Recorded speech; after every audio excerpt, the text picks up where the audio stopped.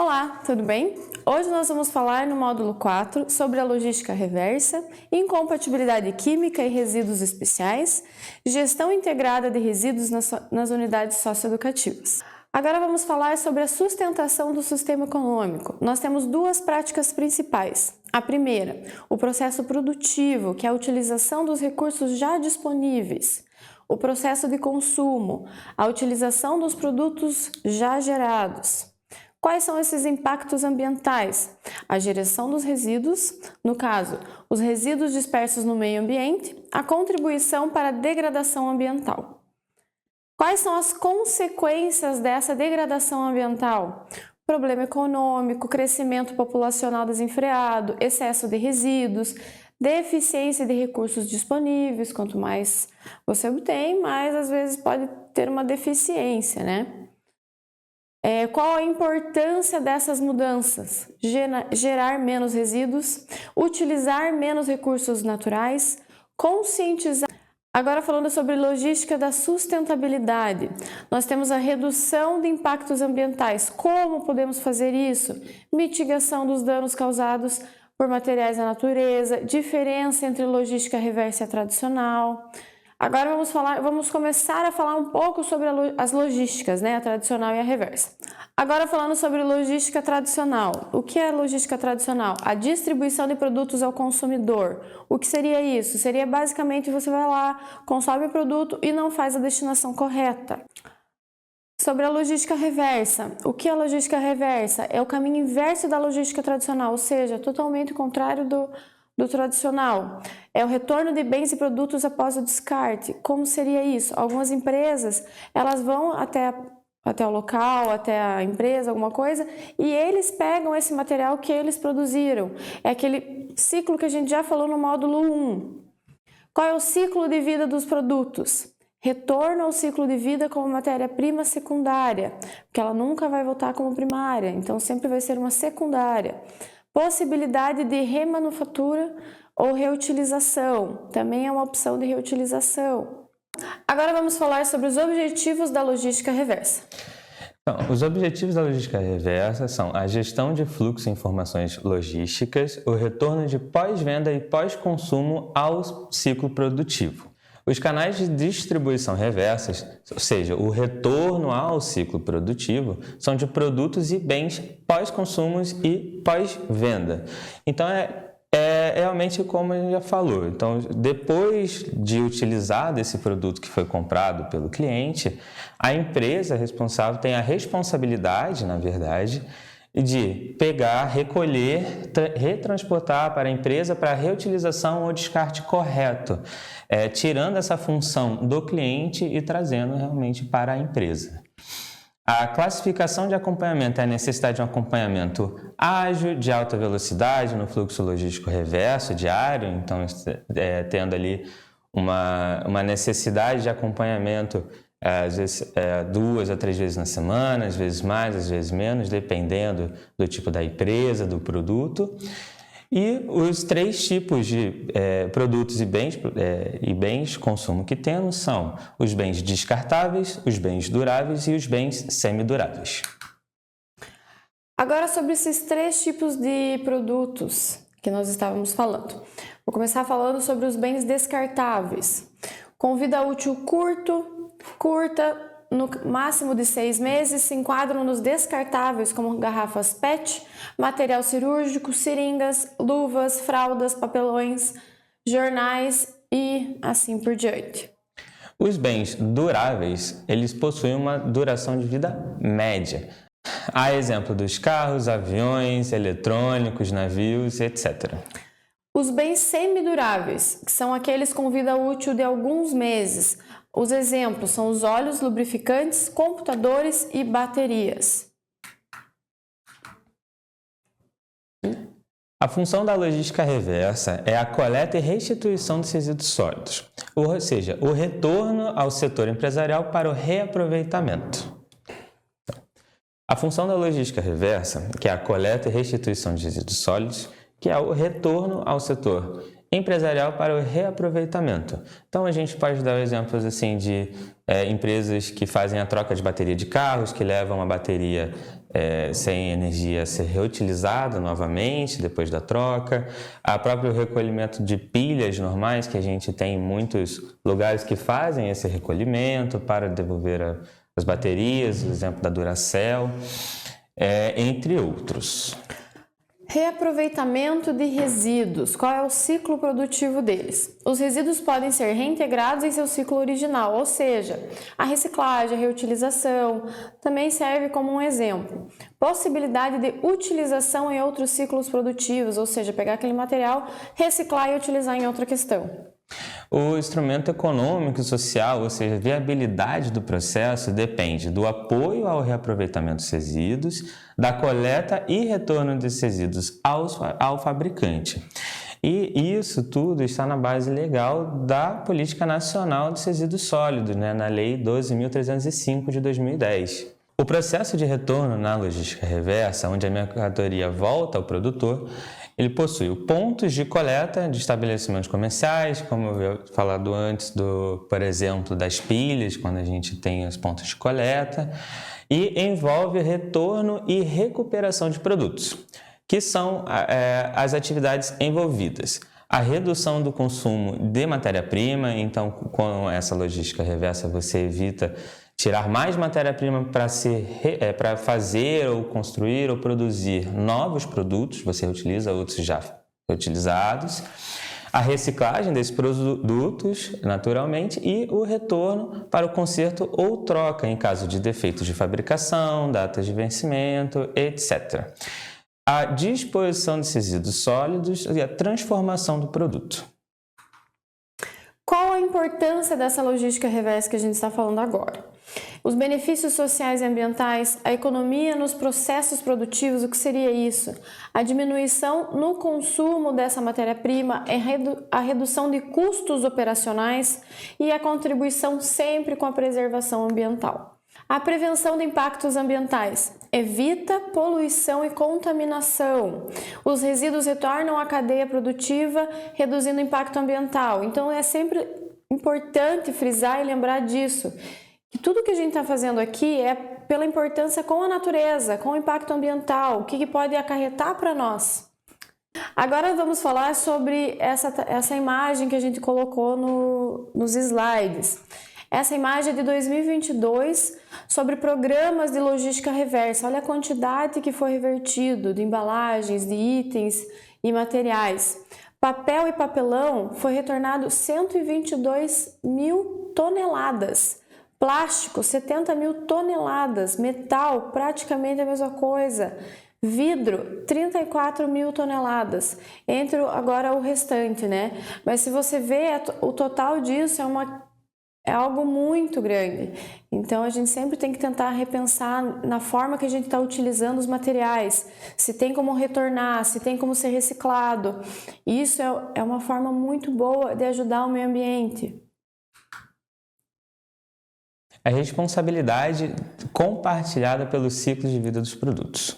Então, para a responsabilidade compartilhada, temos um conjunto de atribuições, dos fabricantes, importadores, distribuidores e comerciantes, os consumidores e titulares de serviços públicos de limpeza urbana e do manejo de resíduos sólidos.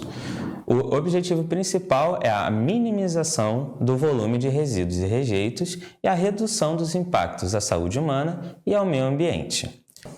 O ciclo de vida dos produtos, segundo a Política Nacional de Resíduos Sólidos, possui algumas etapas. Então, quais são essas etapas do ciclo de vida? É o desenvolvimento do produto, de matérias-primas e insumos, o processo produtivo, o consumo e disposição final. Agora vamos falar sobre os papéis e atribuições de todos nós, do governo, do setor privado e do cidadão. Primeiro vamos falar sobre o governo. O governo, ele tem como papel e atribuição a elaboração de programas de gestão de resíduos sólidos, que é o que nós estamos fazendo aqui. A implementação dos programas, a diminuição dos impactos ambientais nocivos. Para o setor privado, a coleta e gerenciamento desses resíduos corretamente, a proteção do meio ambiente, a reintrodução de resíduos na cadeia produtiva, retornando matéria-prima para os novos bens e reaproveitamento dos resíduos. Qual é a nossa atribuição como cidadão?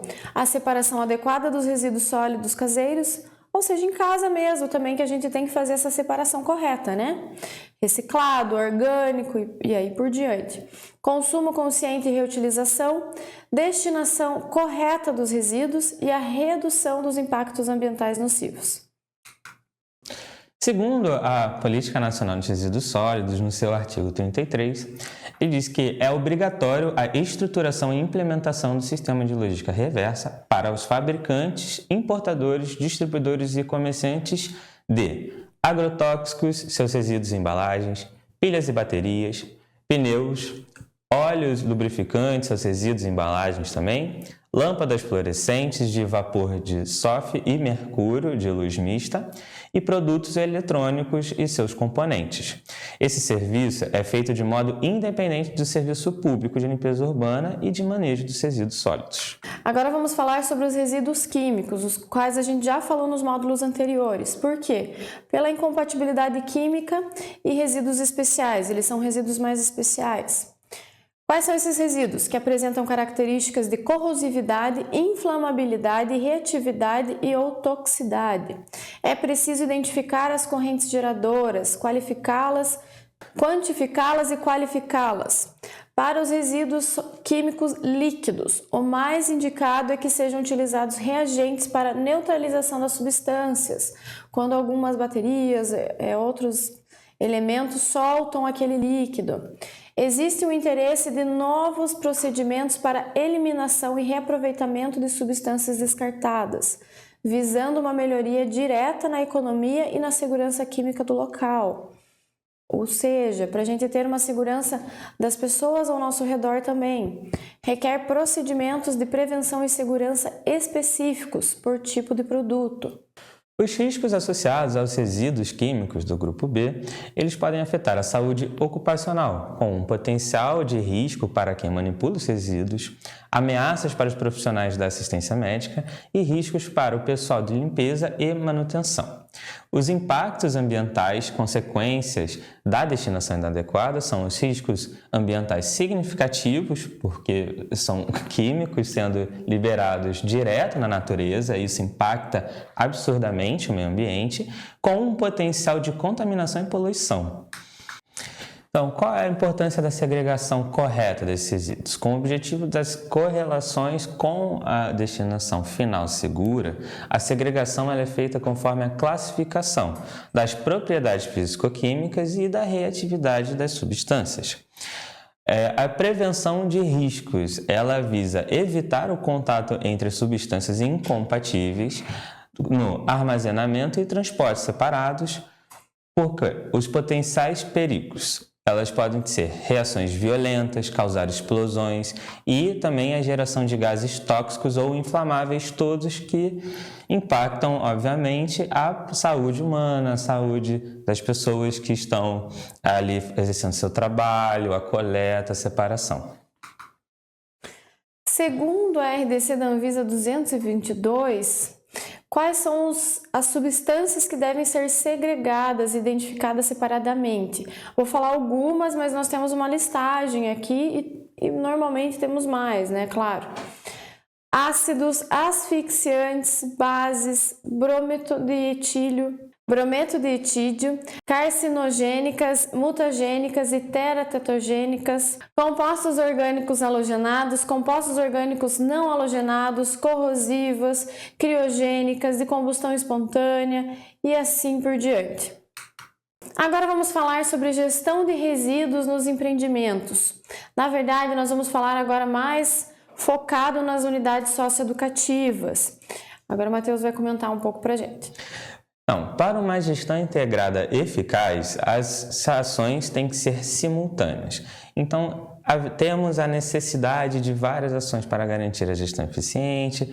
Existem dois tipos de resíduos a serem contemplados. Os resíduos ativos, que são gerados pelas atividades rotineiras, principal alvo do gerenciamento, e os resíduos passivos, que são resíduos estocados, geralmente não caracterizados, aguardando a destinação final. Qual a responsabilidade objetiva no gerenciamento de resíduos? Qual a necessidade? Por que estamos fazendo esse curso? Para que as unidades estejam dentro da legalidade. Dentro dessas legalidades nós temos a dispensa da prova de culpa em caso de dano ambiental, penalização se houver vínculo de causa e efeito entre a atividade e o dano, mesmo resíduos dentro dos limites legais podem causar danos e gerar indenização. Ou seja, tudo isso que nós estamos fazendo é para estar dentro da legalidade e não precisarmos pagar multa, temos que ajudar o meio ambiente e assim por diante, pessoal. A gestão de resíduos, a tomada de decisões e planejamento integrado. Quais são os aspectos da gestão de resíduos? O administrativo, que é onde você vai se organizar, se planejar. O operacional, onde vai realmente ocorrer ali a questão da integração dos resíduos. O financeiro, social e ambiental. Qual é o planejamento integrado? O instrumento essencial para gerenciamento em todas as etapas. Na geração, segregação, acondicionamento, transporte e disposição final. Estabelecimento de metas. Deve ser estabelecido metas e programas, sistemas organizacionais e tecnologias compatíveis para que todo esse planejamento, todo esse operacional ocorra e aconteça, não fique só no papel. Essa segregação ela é feita conforme a classificação dos resíduos, então conforme as categorias físico-químicas, por sua periculosidade, pela compatibilidade, a separação dos resíduos perigosos dos não perigosos e pela avaliação de possibilidade de reutilização, reciclagem ou reaproveitamento. Agora sobre os objetivos desse gerenciamento de resíduos. Minimizar a geração de resíduos, proporcionar manejo seguro e eficiente, proteger os trabalhadores, a saúde pública, conservar os recursos naturais e preservar sempre o meio ambiente. Agora vamos falar de como executar esse plano de gerenciamento de resíduos. Deve obedecer a critérios técnicos, legislação ambiental, normas de coleta, transporte dos serviços locais de limpeza e outras orientações. Necessita também da designação de profissionais para serem responsáveis técnicos pela elaboração, a implantação, a coordenação e execução do plano, com registro ativo junto ao Conselho de classe, temos várias classes, anotação de responsabilidade técnica, certificado de responsabilidade técnica e o documento similar. É de responsabilidade dos responsáveis técnicos essa elaboração do PGRS, desenvolver, implantar e avaliar a aplicação. Não é apenas aplicar, não é apenas fazer o plano, você deve desenvolver, implantar e avaliar essa aplicação. Então, ela não tem que sair novamente do papel. Quem são os responsáveis técnicos por isso? Quais são os que podem assinar? Profissional qualificado através de curso específico e o registro de um profissional adequado. Qual o perfil desse profissional? Pertencente à área da saúde e o envolvimento direto ou indiretamente com as fases de manejo dos resíduos. A atuação em unidades socioeducativas, o monitoramento e elaboração deste plano. Quais são as ações incluídas no plano?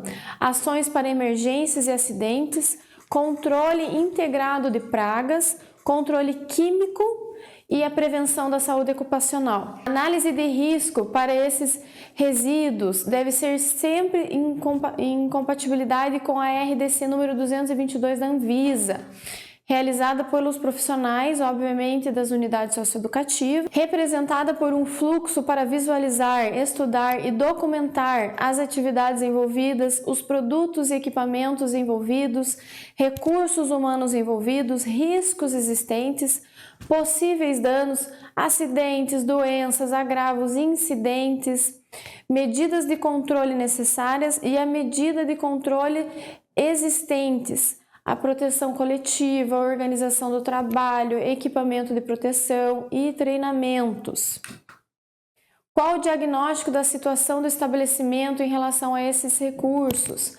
Os objetivos do diagnóstico são identificar condições do estabelecimento, destacar áreas críticas, Fornecer dados para implantação do PGRSS. Qual a capacidade técnica desse profissional? Relacionar tipos de resíduos com base nas atividades de cada setor. Você vai pegar a sua unidade e vai ver quais resíduos nós temos aqui. Identificar corretamente os resíduos. Qual a classificação dos resíduos novamente? Grupos A, B, C, D e E, de acordo com a resolução 306. Detalhar os tipos de resíduos e condições específicas da geração. Vamos falar agora sobre a coleta e o transporte interno dentro das unidades desses resíduos. O procedimento de coleta e transporte deve ser realizado separadamente de acordo com os grupos de resíduos. A utilização de recipientes específicos para cada grupo, conforme nós falamos no módulo anterior. Como deve estar descrito no plano. A forma correta e o transporte correto conforme o grupo de resíduos. Os tipos de recipientes e carros de coleta utilizados. A equipe envolvida, qual a quantidade de funcionários, quem vai trabalhar, quem não vai, qual o horário, qual a frequência, o fluxo. Verificação e dimensionamento. Adequação da coleta ao volume dos resíduos gerados. Avaliação do número de funcionários e carros de coleta disponíveis. Os equipamentos de IPIs, conforme as normas de saúde e segurança do trabalho, conforme nós já comentamos. Tudo isso, eu sei que são muitas informações, mas isso tudo deve conter e deve estar disposto no plano. A padronização e requisitos, o estabelecimento de horários, frequências de coletas, técnicas de manuseio, fechamento e transporte dos sacos para retirada, para a coleta e a retirada dos materiais, o uso adequado dos IPIs, a identificação e conservação dos carros de coleta com símbolos de segurança. Quais são os IPIs utilizados pelos funcionários? Obrigatório para que todos que manuseiem resíduos de serviço de saúde. Equipamentos devem ser apropriados para os tipos específicos de resíduos e a garantia de proteção adequada conforme o risco envolvido. Dependendo do material que é utilizado, ver qual é a proteção adequada. Quais são os IPIs? Para resíduos infectantes. Gorro, óculos, máscara, uniforme, luvas e botas. Resíduos comuns, uniforme, luvas e botas. Depois que for traçado o roteiro de coleta, os roteiros, e as coletas, você deve colocar no plano. Verificação e desenho dos itinerários até o abrigo. Levantamento de frequências e fluxos de coleta interna. Quais são os fatores que a gente também deve considerar? O nível de ruído durante a coleta. É um horário estratégico para a coleta ou não? Se for, deve evitar períodos de distribuição de materiais, de visitas, alimentação, maior fluxo de pessoas ou atividades. Também é muito importante a sistematização dos roteiros, características específicas de cada roteiro para diferentes tipos de resíduos. Deve ser definido indicadores para a seleção de unidades de medida para monitoramento, avaliar, controlar essas ações.